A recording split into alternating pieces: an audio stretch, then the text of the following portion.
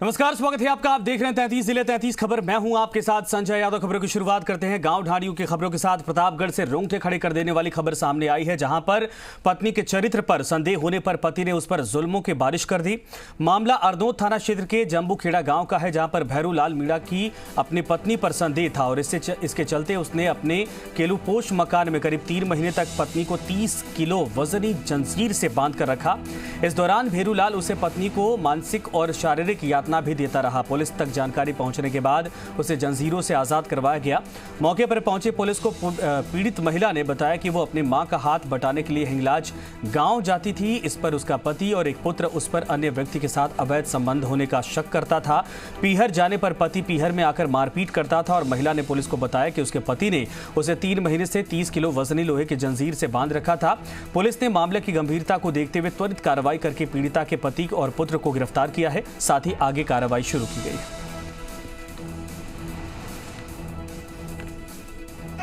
श्रीमती जीवाबाई पत्नी भैरूलाल मीणा को उसके घर वालों ने बेड़ियों में जकड़ रखा है। इस पर कांस्टेबल नेमीचंद उसके घर पर पहुंचा और उसने देखा कि एक महिला जो पलंग पर बैठी हुई है और उसे बड़ी सांकल लोहे की जिससे बांध रखा है। मेरा पति और मेरा पुत्र मेरे पर शंका करते हैं। इस पर कांस्टेबल नेमीचंद ने आकर थाने पर श्रीमान सिंह साहब को हालात निवेदन किए। इस पर श्रीमान सिंह साहब मौके पर पधारे और उसको वीडियो से मुक्त कर थाने पर लाए। टोंक जिले के टोडा रायसिंह थाना क्षेत्र के देवपुरा गांव में महिला मेड के साथ महिलाओं ने दिन दहाड़े जमकर मारपीट की। बताया जा रहा है कि जब गांव में सरपंच की मौजूदगी में चौपाल सजी थी तो उसी वक्त महिला मेड पर महिलाओं ने हमला कर दिया। मारपीट का लोगों ने वीडियो बनाकर तो पीड़िता ने थाने पहुंचकर मामला दर्ज करवाया। पीड़िता ने उपखंड अधिकारी रूबी अंसार को ज्ञापन में बताया कि वो बावड़ी पंचायत के देवपुरा गाँव में रूप जी की नाड़ी नरेगा कार्य पर मेड का कार्य करती है, जहाँ गत 20 जून को घीसी देवी गुर्जर नरेगा कार्य पर करीब 11 बजे पहुंची और हाजिरी लगाने को लेकर झगड़ा करने लगी। उसने गाली गलौज करते हुए जाति सूचक शब्दों का इस्तेमाल किया, अपमानित किया। बावजूद इसके वो नजरअंदाज करती रही, जबकि आरोपी महिला गांव में आते जाते मिलने पर गाली गलौज करके निरंतर अपमानित करती रही। इसी बीच 30 जून को जब वो नरेगा कार्य की छुट्टी पर राष्ट्रीय आजीविका मिशन के तहत आज आयोजित बैठक में शामिल होने पहुंची तो वहां पर आरोपी महिला और 2 अन्य ने उसके साथ बाल पकड़कर मारपीट की, जिसे वहां मौजूद अन्य महिलाओं ने बीच बचाव कर छुड़ाया। फिलहाल पुलिस अब मामले की जांच पड़ताल कर रही है। केस दर्ज करने का तारीख को घीसी देवी लेट गई थी। मैं हाजिरी कर चुकी थी और उसने गलत शब्दों से अपमानित किया मुझे। और कल देवपुरा में मीटिंग थी और घीसी देवी, प्रियंका और गौरा तीनों ने मिलकर मेरे साथ मारपीट की और मेरे तीनों मामले भी चुरा ली। देह व्यापार के दलदल में झोंकी गई युवती का घर बूंदी रोटरी क्लब की ओर से बसाया और रोटरी क्लब के अध्यक्ष हाशम भाई ने बताया कि युवती ने मदद की गुहार लगाई थी, जिससे उसने बताया कि उसके भाइयों ने उसे बेचकर देह व्यापार के दलदल में फेंक दिया था, फंसा दिया था। युवती के दर्द को सुनकर रोटरी क्लब के सदस्यों ने उसे नर्क से बाहर निकालने का संकल्प लिया। युवती के ही समाज के युवक से उसकी शादी करवाई गई। उसके साथ ही क्लब के सदस्यों की ओर से गृहस्थी की सामग्री भी उसको मुहैया करवाई गई।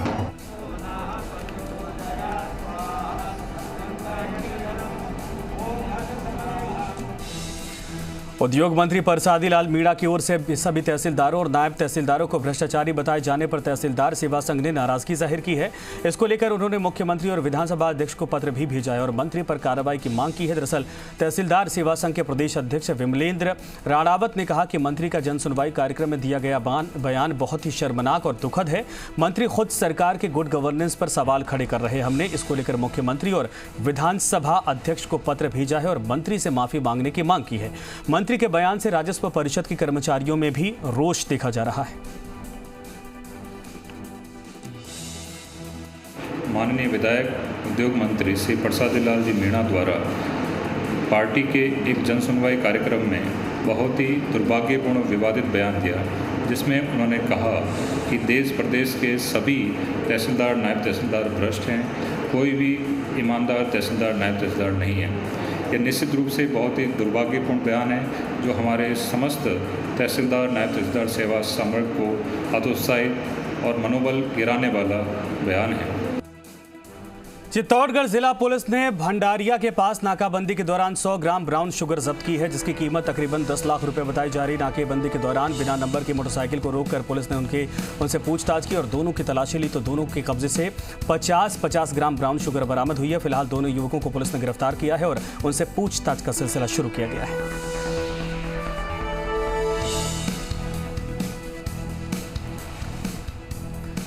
बीकानेर में आज ग्रामीण इलाकों से आए लोगों का जमकर विरोध प्रदर्शन देखने को मिल रहा है, जहां पर मनरेगा में गड़बड़ी का आरोप लगाते हुए पुगल इलाके के ग्रामीणों ने जिला कलेक्टर कार्यालय के आगे जमकर प्रदर्शन किया और गड़बड़ी करने वालों के खिलाफ कार्रवाई की मांग की है। ग्रामीणों का कहना है कि मनरेगा सहित कई योजनाओं में सरपंच और ग्राम सेवक मिलकर भ्रष्टाचार करते हैं और इतना ही नहीं, शिकायत करने पर ग्रामीणों के खिलाफ झूठे मुकदमे भी करवाए जा रहे हैं। ग्राम पंचायत बराला जब से नवनिर्वाचित हुई है तो वहाँ पर जो ग्राम सेवक हैं नंदू जी परिहार हैं और सरपंच नंदू जी परिहार, इनकी मिलीभगत से जो है लगातार भ्रष्टाचार जो है वो अपनी चरम सीमा पर है। यहाँ मेरे साथ कुछ ग्रामीण हैं जो भ्रष्टाचार से तंग आ चुके हैं। मार्क्सवादी कम्युनिस्ट पार्टी और वाम मोर्चा की ओर से महंगाई के विरोध में चलाए जा रहे देशव्यापी आंदोलन के तहत कोटा में भी रैली निकाली गई और कलेक्ट्रेट पर प्रदर्शन किया गया। इसी दौरान रैली में शामिल महिलाओं ने बढ़ती महंगाई के विरोध में नारेबाजी करके आक्रोश जाहिर किया है।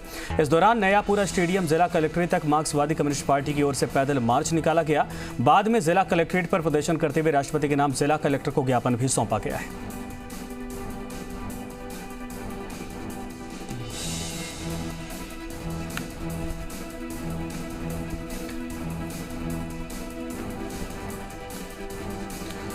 और एक बड़ी खबर इस वक्त आ रही है, कंप्यूटर शिक्षक भर्ती को लेकर शिक्षा मंत्री का बड़ा बयान। बड़ी खबर इस वक्त आ रही है, प्रदेश सरकार अब जो भी नौकरी देगी उसमें रिटायरमेंट की तारीख से पहले नहीं निकाला जाएगा किसी को। साथ ही 10,000 से ज्यादा कंप्यूटर अनुदेशकों की संविदा पर होनी है भर्ती। समीक्षा के लिए कमेटी बनाकर की जाएगी चर्चा। भर्ती को लेकर सरकार की ओर से निकाला जाएगा अस्थायी समाधान। कंप्यूटर अनुदेशक संविदा पर तो कंप्यूटर व्याख्याता की होगी अस्थायी भर्ती। ललित इस वक्त हमारे साथ हमारे सहयोगी जुड़ गए। ललित, पूरी जानकारी क्या है? बिल्कुल, आपको बता दें कि कंप्यूटर शिक्षक भर्ती को लेकर पिछले कुछ दिनों से लगातार विवाद देखने को मिल रहा है। सरकार ने जैसे ही संविदा पर शिक्षकों की भर्ती की बात कही थी, उसके बाद से ही कंप्यूटर डिग्रीधारी बेरोजगारों का आंदोलन देखने को मिला। दिल्ली में पिछले 8 दिनों से कंप्यूटर शिक्षक की नियमित भर्ती की मांग को लेकर बेरोजगारों ने डेरा डाल रखा है। वहीं शिक्षा मंत्री गोविंद सिंह डोटासरा का ये कहना है कि उनके द्वारा जो भी संविदा पर अनुदेशक लगाए जाएंगे उनको रिटायरमेंट की उम्र तक नहीं हटाया जाएगा।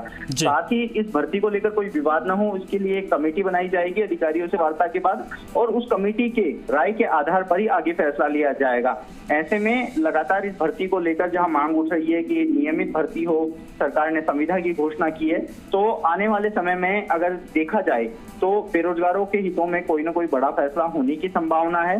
संभावना ये जताई जा रही है कि एक बार फिर से जो संविदा पर कंप्यूटर शिक्षक लगाए जाएंगे उन पर फिर से मंथन हो सकता है और बेरोजगारों के हित में कोई बड़ा फैसला हो सकता है। बिल्कुल सही आपने कहा और धन्यवाद इस पर तमाम जानकारी के लिए। कुल मिलाकर ये कि सरकार ने स्पष्ट कर दिया है कि आगे क्या कुछ रणनीति पूरी भर्तियों पर अपनाई जाएगी। हालांकि बड़े पैमाने पर कंप्यूटर शिक्षक भर्तियों को लेकर सरकार कदम आगे बढ़ा रही है।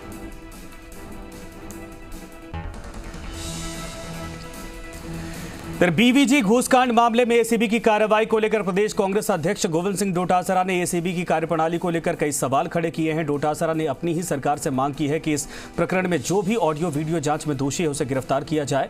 उन्होंने कहा कि वीडियो में बीवीजी कंपनी के अधिकारियों के साथ 10% कमीशन की बात हो रही है। डोटासरा यही नहीं रुके, उन्होंने राम मंदिर चंदा के मामले पर भी सवाल उठाए।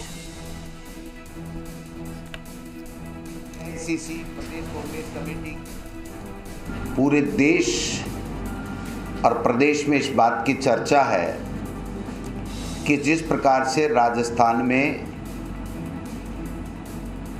एक मेयर के पति ने बीवीजी कंपनी को 276 करोड़ रुपए के भुगतान की एवज में 10% कमीशन मांगने का जो ऑडियो और वीडियो जारी हुआ, हमारा ये कहना है कि भारतीय जनता पार्टी और जिस प्रकार से अपने आप को ईमानदार, अपने आप को राष्ट्रवादी, अपने आप को बहुत ही अनुशासित कहने वाले पार्टी बेनकाब हो चुका है। कोटा रामगंज मंडी से भाजपा विधायक मदन दिलावर ने आरोप लगाया है कि प्रदेश में पात्र लोगों को निःशुल्क अनाज नहीं मिल पा रहा है। अनाज के वितरण में भेदभाव होता है और बड़ी तादाद में अपात्र लोगों को भी इस योजना का लाभ पहुंचाया जा रहा है। दिलावर ने कहा कि आज ऐसे लोगों की तादाद लाखों में है जो निःशुल्क अनाज का हक नहीं रखते हैं, उन्हें भी इसका लाभ मिल रहा है। इसके साथ ही दिलावर ने कहा कि प्रदेश में इस सिस्टम में सुधार की गुंजाइश है। अगर इस सिस्टम को सुधारा जाए तो 1 करोड़ लोग ऐसे होंगे जो अपात्र हैं जिन्हें अनाज मिल रहा है और 1 करोड़ लोग ऐसे हैं जो पात्र हैं जिन्हें अनाज नहीं मिल पा रहा है। राजस्थान के मुख्यमंत्री अशोक जी गहलोत साहब बड़े नाटकबाज हैं और इन्होंने भारत सरकार से अपेक्षा की है कि तुम 7.5 करोड़ जनसंख्या, जिसमें में वनडे का बच्चा भी शामिल है, वैसे 4 करोड़ 46 लाख लोगों को जो निःशुल्क अनाज दे रहे हैं उसको बढ़ाइए। अरे ये कोशिश नहीं कर रहे कि जो इन्होंने इनके प्यादों को जो संपन्न है उनको उसमें डाल रखा है। लेकिन आप तो देखिए, हिंदू में कई गाड़ियाँ लौरों के नाम नहीं है, मोगियों के नाम नहीं है, सांसियों के नाम नहीं है, अनुसूचित जाति के रेगरों के नाम नहीं है, मेघवालों के नाम नहीं है, कईयों के बेरुआओं के नाम नहीं है, नायकों के नाम नहीं है, ढोलियों के नाम नहीं है और अनुसूचित जाति के अलावा भी जो जनरल कास्ट के लोग बहुत गरीब, उनके नाम नहीं है। राजस्थान में अन्य राज्यों की शादीशुदा महिलाओं को सरकारी नौकरी में आरक्षण से वंचित होना पड़ रहा है और इसी प्रकरण को लेकर एक शिष्टमंडल चाकसू विधायक वेद प्रकाश सोलंकी के नेतृत्व में प्रदेश अध्यक्ष गोविंद सिंह डोटासरा से मिला। वंचित अभ्यर्थियों का कहना है कि राजस्थान की सीमा पंजाब, हरियाणा, दिल्ली, उत्तर प्रदेश, मध्य प्रदेश, गुजरात से लगती है, जिसके चलते वो पड़ोसी राज्य में शादी कर लेती हैं, लेकिन राजस्थान सरकारों ने सरकारी नौकरी में आरक्षण का लाभ नहीं दी है और जिसके चलते उन्हें सरकारी नौकरियों से वंचित होना पड़ता है। महिलाओं ने कहा, जन्मस्थान को आधार बनाकर भेदभाव करते हुए आरक्षण के हक से वंचित रखना अन्यायपूर्ण है। माननीय 2 विधायकों को साथ लेकर के कांग्रेस प्रदेश अध्यक्ष आदरणीय गोविंद सिंह जी डोटासरा से मुलाकात की है। पूरा प्रकरण उनको समझाया है।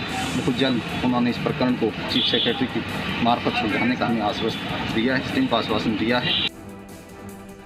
मेरा मायका यूपी से है, तो साल जो है भरतपुर में है, तो यहाँ पे मैं ओबीसी कैटेगरी में आती हूँ दोनों जगह और सेम कैटेगरी में मेरी शादी हुई है, तो हमें यहाँ पे आरक्षण का लाभ नहीं मिल रहा है। रील 2018 में मेरा इंग्लिश से चयन हो गया था, लेकिन काउंसलिंग में हमें ये कह के बाहर निकाल दिया कि आप जो है आपको आरक्षण का लाभ नहीं मिलेगा और आपको जनरल से काउंट किया जाएगा। कोरोना की दूसरी लहर ने देश के साथ ही प्रदेश में जमकर कोहराम मचाया है। लोगों के आर्थिक हालात दूसरी लहर में काफी बिगड़ चुके हैं। तो वहीं सैकड़ों ऐसे बच्चे हैं जिन्होंने अपने माता पिता में किसी न किसी को खोया है, किसी ने माता पिता को ही खो दिया। अब ऐसे में इन बच्चों के सामने संकट है शिक्षा प्राप्त करने का। सरकार की ओर से ऐसे बच्चों को कक्षा 12वीं तक निःशुल्क शिक्षा की घोषणा की जा चुकी है, लेकिन उच्च शिक्षा में अभी तक भी घोषणा का इंतजार किया जा रहा है। इसी मांग को लेकर अखिल भारतीय विद्यार्थी परिषद की ओर से सरकार को पत्र लिखा गया है। एबीवीपी प्रदेश मंत्री होशियार मीणा ने मांग की है कि ऐसे बच्चों को सरकार की ओर से निःशुल्क शिक्षा दी जाए।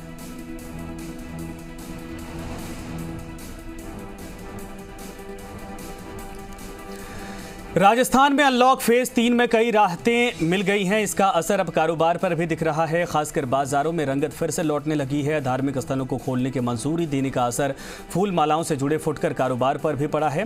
कारोबारियों को उम्मीद है कि विवाह शादी के आगामी शुभ मुहूर्त से इस कारोबार में जान पड़ेगी और फूलों की मांग निकलने पर गुलाब, गेंदा सहित अन्य फूलों की कीमतों में इजाफा भी होगा।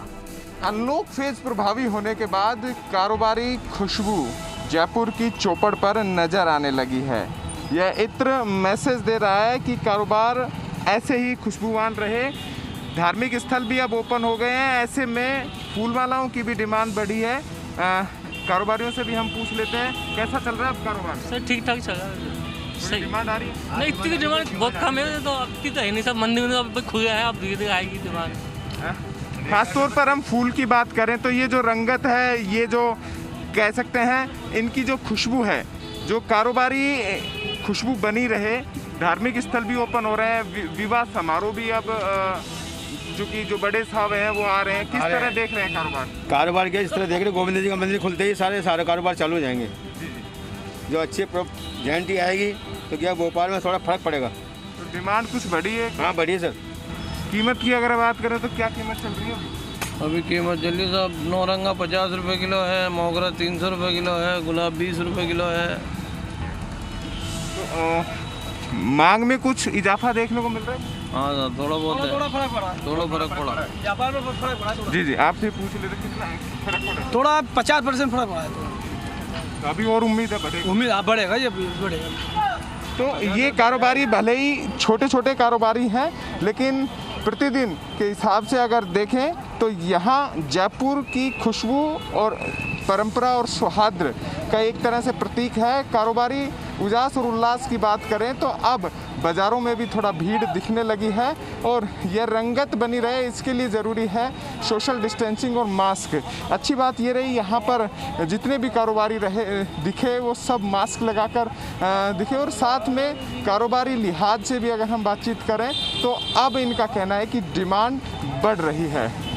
वीडियो जर्नलिस्ट राहुल के साथ अंकित तिवारी, जी मीडिया, जयपुर। करीब 2.5 महीने बाद चूरू स्थित सालासर बालाजी के आम दर्शनार्थियों के लिए कपाट खुल गए हैं। प्रोटोकॉल की पालना करवाई जा रही जिला कलेक्टर साबरमल वर्मा के आदेशों के बाद सालासर बालाजी मंदिर दर्शनार्थियों के लिए खोलने का फैसला लिया गया है। सालासर धाम में यशोदा नंदन पुजारी ने बताया कि मंदिर दर्शन सुबह 5 बजे से शाम 4 बजे तक खुला रहेगा। रविवार को संपूर्ण रूप से दर्शन हेतु बंद रहेगा और मंदिर में प्रवेश से पूर्व वैक्सीन डोज लगवाई हुई सर्टिफिकेट भी और मोबाइल या फिर कागज में दिखाना अनिवार्य है। जिन लोगों के टीका नहीं लगे हैं वो लोग RT-PCR या फिर रैपिड एंटीजन टेस्ट की नेगेटिव रिपोर्ट दिखाकर दर्शन हेतु प्रवेश कर सकेंगे। साथ ही बिना मास्क प्रवेश निषेध रहेगा। 2 गज की दूरी बेहद अनिवार्य है। वहीं पूजा सामग्री, फूल माला, प्रसाद चढ़ाना और घंटी बजाना भी निषेध रहेगा। राज्य सरकार द्वारा गठित परिशिष्ट 1 की जो कमेटी है, आज उसने सालासर बालाजी मंदिर का दौरा किया। बालाजी प्रबंध कमेटी और हनुमान सेवा समिति और जिला प्रशासन के माध्यम से आज मीटिंग का आयोजन किया गया। मीटिंग के अंदर सारी व्यवस्थाओं का निरीक्षण करने के बाद ये तय किया गया कि सालासर बालाजी का जो मंदिर है वो कल से आम श्रद्धालुओं के लिए शुरू कर दिया जाएगा। उसके तहत हम लोग मंदिर की तरफ से सारे श्रद्धालु जो भी आएंगे उनके लिए मास्क की व्यवस्था होगी, सैनिटाइज से हाथ धोए जाएंगे और जो गवर्नमेंट की गाइडलाइन है उसका पूर्णतः रूप से हम लोग पालन करें। देखिए, राज्य सरकार द्वारा जो दिशा निर्देश जारी किए गए हैं 26 जून को, उसमें जो निर्देश दिए हैं उसमें एसपी साहब, मैं और सीएम जो तीनों को यहाँ मीटिंग करनी थी, आज हमने मीटिंग की है। किस तरह से व्यवस्था होगी उसके बारे में मंदिर समिति उनके पदाधिकारी से बात की है और राज्य सरकार के दिशा निर्देश है उनके बारे में अवगत कराए। कल से नागौर जिले के बुटाटी धाम स्थित विश्व प्रसिद्ध संत चतुरादास महाराज मंदिर के पट खुलेंगे। इसको लेकर मंदिर विकास समिति की बैठक का आयोजन किया गया, जिसमें 1 जुलाई से मंदिर के पट खोलने को लेकर फैसला लिया गया। वहीं आने वाले श्रद्धालुओं को कोरोना नेगेटिव रिपोर्ट के साथ ही कोरोना वैक्सीन टीकाकरण का प्रमाण पत्र साथ लाना अनिवार्य है। गाइडलाइन के साथ ही मंदिर परिसर में श्रद्धालुओं को प्रवेश दिया जाएगा। हमें अभी 29 तारीख को हमारे प्रशासन के साथ में बैठक हुई थी और बैठक के दौरान ये किया गया है कि भाई मंदिर को दोबारा खोलने के लिए प्रशासन से हमें परमिशन मिली है और उस हिसाब से कोविड-19 के प्रोटोकॉल को ध्यान में रखते हुए और जो प्रोटोकॉल गवर्नमेंट ऑफ राजस्थान ने दिए हैं उसके मुताबिक हमने इस मंदिर को खोलना है। पश्चिमी राजस्थान का कुंभ कहा जाने वाला बाबा रामदेव का समाधि स्थल कल से खुलेगा। मुख्य द्वार पिछले 76 दिनों से बंद है, जो कि 1 जुलाई से खुलेगा। बाबा रामदेव समाधि समिति की तरफ से अभिषेक आरती के बाद सुबह 5 बजे आम श्रद्धालुओं के लिए द्वार खोल दिए जाएंगे और पिछले लंबे समय से श्रद्धालु बाबा रामदेव समाधि स्थल का मुख्य द्वार खुलने का बेसब्री से इंतजार कर रहे हैं।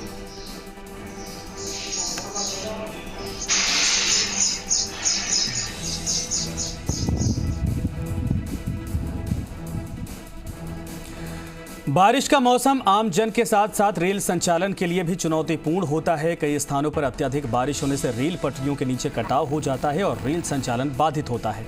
ऐसे हालातों को ध्यान में रखकर रेलवे द्वारा बारिश के मौसम में विशेष प्रबंधन किए जाते हैं। उत्तर पश्चिमी रेलवे के उप महाप्रबंधक सामान्य और CPRO लेफ्टिनेंट शशि किरण ने उत्तर पश्चिम रेलवे पर जून माह में चारों मंडलों को अतिरिक्त सुरक्षा उपाय अपनाने के निर्देश दिए, लेकिन जिन रेल खंडों पर पूर्व वर्षों के अनुमान के आधार पर अत्यधिक बारिश की संभावना होती है और मौसम विभाग द्वारा कोई आंधी, तेज हवा या फिर बारिश वर्षा की चेतावनी जारी की जाती है, ऐसे स्थानों पर सघन निगरानी के लिए निर्देश जारी किए गए हैं। आने वाले मानसून को देखते हुए उत्तर पश्चिम रेलवे का सघन तैयारी की गई है और गहन तैयारी की गई है कि ताकि कोई भी ऐसे स्थिति को हम जो है मुकाबला कर सके। संबंधित अधिकारी और जो कर्मचारी हैं, जो पेट्रोलमैन हैं, जो ट्रैक की निगरानी करते हैं, उनको स्पेसिफिक इंस्ट्रक्शन दिए गए हैं। कैलीग्राफी कलाकार हरिशंकर बालोथिया द्वारा क्रिएटिव कैलीग्राफी ऑनलाइन सेशन आयोजित किया गया। सत्र के दौरान कलाकार ने सुलेख के विभिन्न उपकरण दिखाए और इसको लेकर अपरकेस अक्षरों को कैसे बनाया जाए, अक्षरों की माप करना, हैंड मूवमेंट, पेन होल्डिंग विधि और पेन एंगल्स का प्रदर्शन किया। सेशन का आयोजन जवाहर कला केंद्र यानी कि JK के द्वारा जूम पर किया गया था। सेशन की शुरुआत कैलीग्राफी के लिए उपयोग की जाने वाली विभिन्न सामग्रियों जैसे बांस के पेन और नीब वाले पेन के संक्षिप्त परिचय के साथ हुई थी। उन्होंने एक बॉक्स बनाने का कॉन्सेप्ट, मध्य स्थानों को चिन्हित करने और अक्षर बनाने के लिए विभिन्न प्रकार के स्ट्रोक का उपयोग करना सिखाया।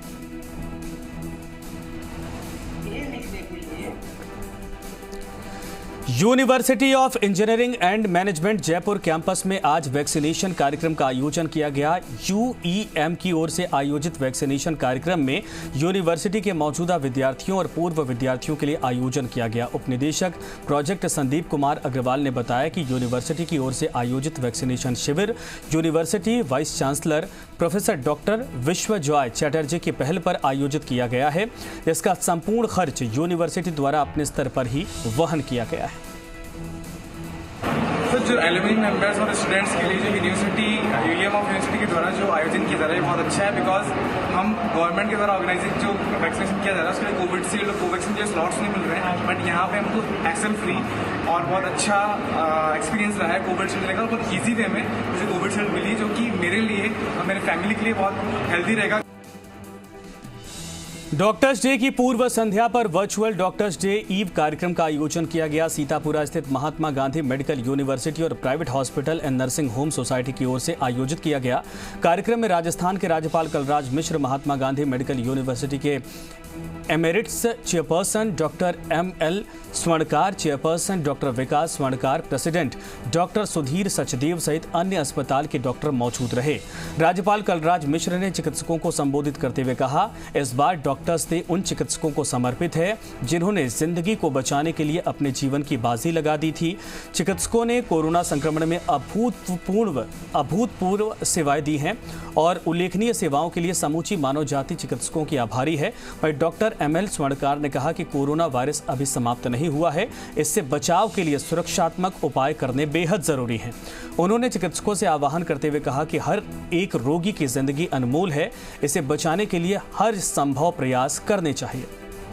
प्रधान में कार्यक्रम हुआ और भावभीनी श्रद्धांजलि हमने जो दिवंगत हमारे साथी गण हैं उनको दी, और वो इवन महामहिम भी काफ़ी उससे द्रवित हो गए उस भावभीनी श्रद्धांजलि से, और उनके परिवारजनों को जो सम्मान दिया वो मेरे हिसाब से एक बहुत ही डॉक्टर्स डे के इवेंट पे उनके लिए इससे अच्छी कोई श्रद्धांजलि नहीं हो सकती। और हम कामना करते हैं कि उनके परिवार भी जो भी हैं वो इस दुख को झेलें और आगे बढ़ें।